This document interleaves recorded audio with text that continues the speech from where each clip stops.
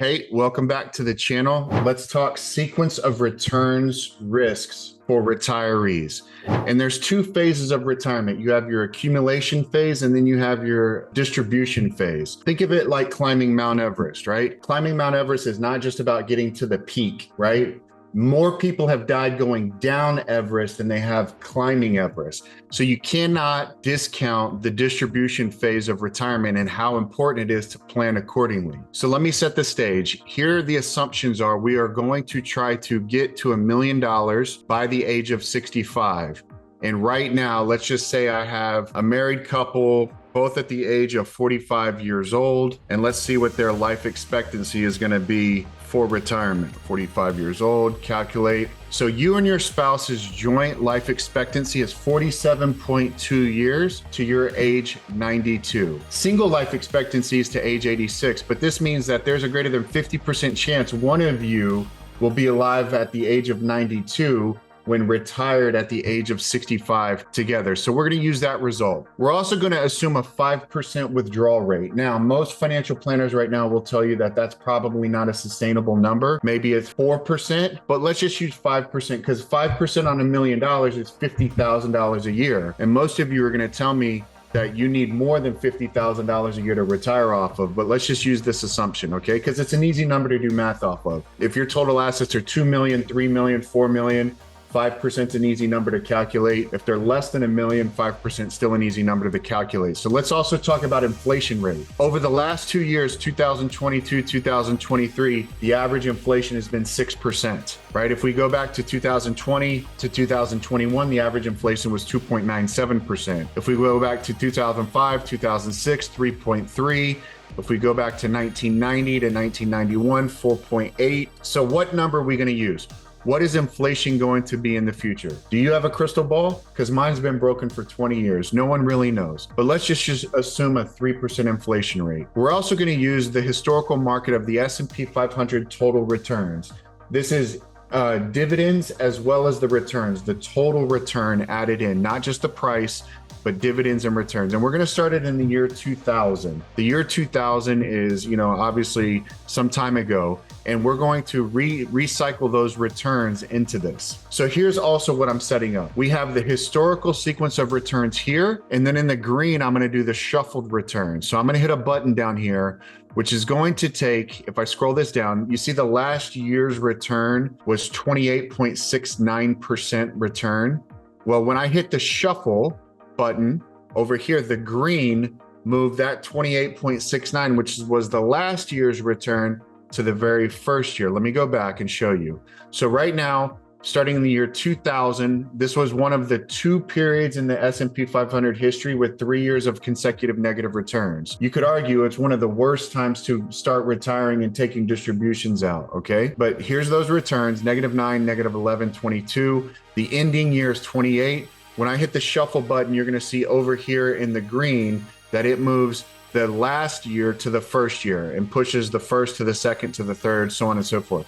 When I hit shuffle again, it moves the next last year to the top of the page, so on and so forth. So it's taking every last year's return and moving it to the front, every last year's return and moving it to the front when I hit shuffle, okay? But here's what you want to see. From a graphical perspective in your accumulation years, sequence of return does not matter at all. Sequence of return in accumulation does not matter. Watch this. It's always going to finish at $1 million, regardless of where we start and what we're doing, because you're not taking any money out. The shuffle is still the average. The average is still the average in this, okay?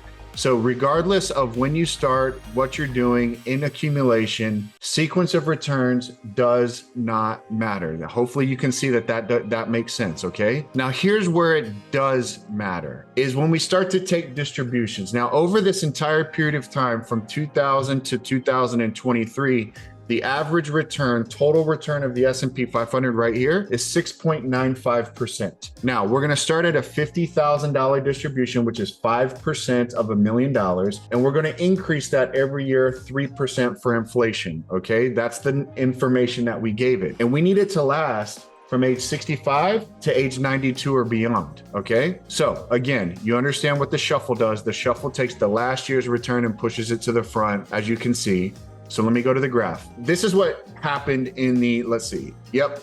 So shuffle. So this is what actually happened. Had you retired in 2000 and started taking distributions at the age of 65, you would have run out of money at the age of 80. 15 years into retirement, taking a 5% distribution off of your account. In the next shuffled sequence, the money lasts a little bit longer to age 86. Remember, taking the last year, pushing it to the front year. This one runs out of money sooner if we do sequence number 2. Sequence number 3 runs out of money even faster. Sequence number 4 runs out of money even faster. And if you want to look at the results of what I'm talking about here, this is just taking the last year's return and pushing it to the front, so on and so forth, every step of the way. And if you need me to provide you the documentation, just email, ask me for documentation. I can provide you historical sequence, beginning of the year withdrawal, beginning of the year balance, what the return was for the year, what the corresponding impact of the growth on the account was, negative or positive, what the ending of the year balance was, what the distribution you took,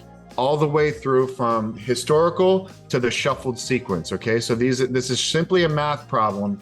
This is not any artistic license being taken, but as you can see, when you retire, how much money you're taking in retirement is at the mercy of the sequence of returns in the marketplace. And one of the number one fears of retirees is, are they going to run out of money in retirement? And as you can tell, from the initial assumptions that we made, one of you is going to be alive at the age of 92, 27 years into retirement, and you've already run out of money in every single sequence that we've gone through, except for finally we hit this one. In this one, you do not run out of money in the shuffled sequence. Well, that's because you started with a positive 32%, 13, 1, 11.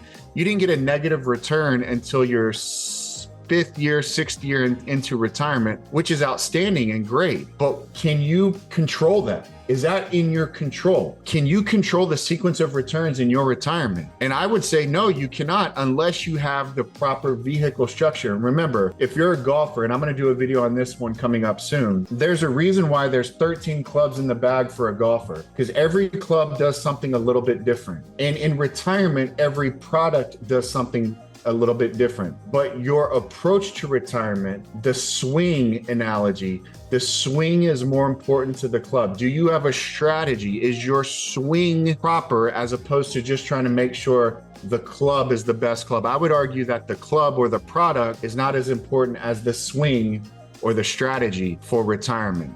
So you want to make sure that you have a couple things set up. Number one, do you have the right swing? And 2, do you have the right product? Now, what if we change this? What if we change a 5% withdrawal to a 4% withdrawal and put less pressure on retirement distributions?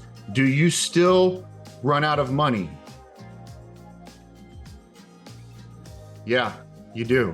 Even at a 4% withdrawal or $40,000 a year. And I would argue that you were going to tell me that you cannot live on less money, you need more money. Okay, well, what happens if we take a 6% withdrawal as opposed to a 5% or 4%? That's only $60,000 on $1 million. Think about it, only $60,000 on $1 million. It's not a big distribution number, but you run out of money even faster when you take more money out, subject to the sequence of returns risk. So what you want to make sure you set up for yourself is that you have different vehicles, different types of retirement accounts, different types of financial vehicles that can help control those for you. Put guide rails, guardrails on your retirement. In one of our upcoming videos, maybe I'm going to do it right here after this one, I'm going to talk about some different types of financial vehicles that can help you in retirement to make sure you have consistent retirement income. You don't run out of money, even though you're subject to the mercy of the market. Okay, so hopefully this was helpful. Hopefully you can see the impact. Comment below if you want help. Like this video, share it, and don't forget, most importantly, subscribe to our channel for more content and more videos. Talk to you soon.